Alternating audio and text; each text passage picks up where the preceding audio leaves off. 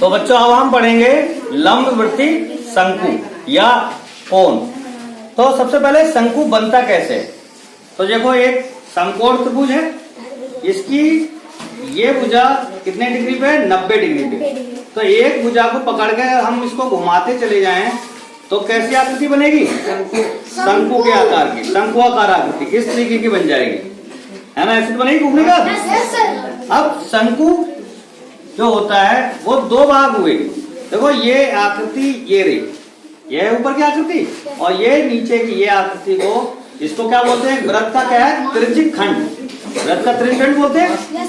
अगर हम इसको ऐसे करके मिला दें और इसको नीचे से बंद कर दें तो ये ठोस शंकु बन गया ना, है ना?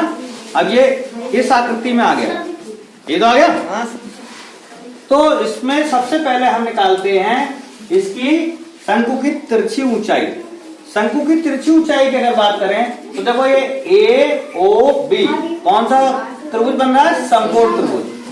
तो समकोण त्रिभुज की तीन भुजाओं में से यदि कोई दो भुजा पता हो तो तीसरी भुजा निकालने के लिए हम कौन सी प्रमेय का प्रयोग करते हैं?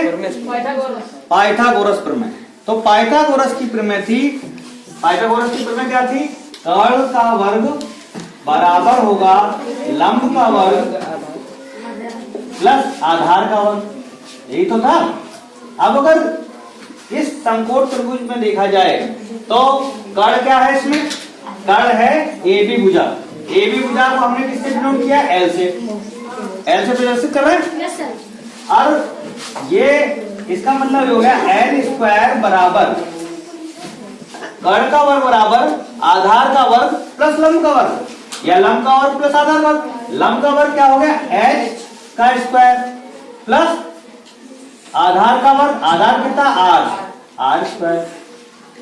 तो अगर हम इसके देखें तो क्या बन गया? एल स्क्वायर बराबर H square plus R square हो गया।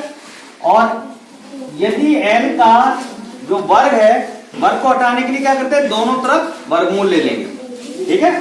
तो एल स्क्वायर वर्गमूल दोनों में ले लिया, एच स्क्वायर दोनों पक्षों में वर्गमूल ले लिया, तो एल स्क्वायर बराबर एच स्क्वायर दोनों पे रूट चढ़ गया और वर्ग से वर्गमूल कट जाता है। क्यों कट जाता है? 2 और वर्गमूल का मतलब होता है घात 1/2, ये कट गया। तो एल बराबर क्या है?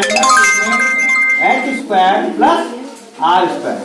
तो समझ में आ गया? Yes sir. अगर इसके 16 बराबर टुकड़े कर दिए जाएं तो ये आकृति इस तरीके की आकृति बन जाएगी, जिसमें से अगर हम इनको 16 नंबर दे दें तो 1 नंबर, 3 नंबर, 5 नंबर सम नंबरों को ऊपर और विषम नंबरों को ऊपर इस तरीके से रखा जाए तो क्या हो जाएगा? एक आयताकार आकृति बन जाएगी। जब आयताकार आकृति बन जाएगी तो 2 पाई आर है, तो आधा आधा बढ़ के कितना हो गया? पाई आर हो गई। तो उसकी लंबाई हम मानेंगे पाई आर। तो आयत का क्षेत्रफल बराबर होता है लंबाई गुणा चौड़ाई। तो जो हमारा 2 पाई आर था वो कितना हो गया? पाई आर। और चौड़ाई में कितना माना जाएगा? एल। तो हमारे पास पृष्ठ बराबर कितना हो गया? पाई आर एल। यहां तक समझ में आया? Yes sir. अब हम पढ़ेंगे शंकु का संपूर्ण पृष्ठ। तो संपूर्ण पृष्ठ का मतलब होता है इसका जो वक्राकार भाग है ये पूरा कवर हो जाए और ये नीचे दूसरा आधार का जो है ये भाग भी ढक जाए बिल्कुल। या हम ये कह सकते हैं अगर इसको पेंट करने को दिया जाए तो इसमें पेंट कहाँ का होगा? ये पूरे बाहर के भाग में होगा और नीचे के भाग में होगा। तो बाहर के पृष्ठ का क्षेत्रफल और आधार का क्षेत्रफल इन दोनों को जोड़ लें तो इसका संपूर्ण पृष्ठ आ जाएगा। या हम इस पे कोई कपड़ा ढक से लगाएं तो पूरा ऊपर कपड़ा लगेगा और नीचे पूरा कपड़ा लग जाएगा। तो कितना कपड़ा लग रहा है इसका मतलब क्या होगा? संपूर्ण पृष्ठ हो गया, है ना? Yes sir. तो अब नीचे वाला आकृति कौन सा आकृति है?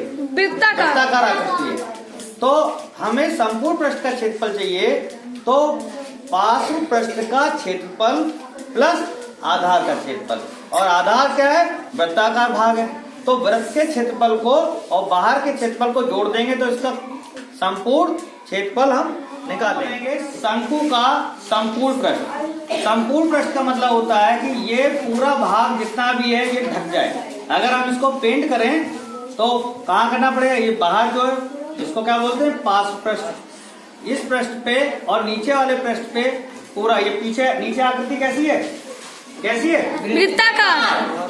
तो संपूर्ण पृष्ठ क्या होगा, ये वाला पृष्ठ पूरा और ये वाला वक्र पृष्ठ भी कहलाता है ना। अब ये वाला पृष्ठ और इस वाले पृष्ठ को क्षेत्रफल, दोनों क्षेत्रफलों को जोड़ दें तो इस पूरे क्षेत्रफल आ जाएगा।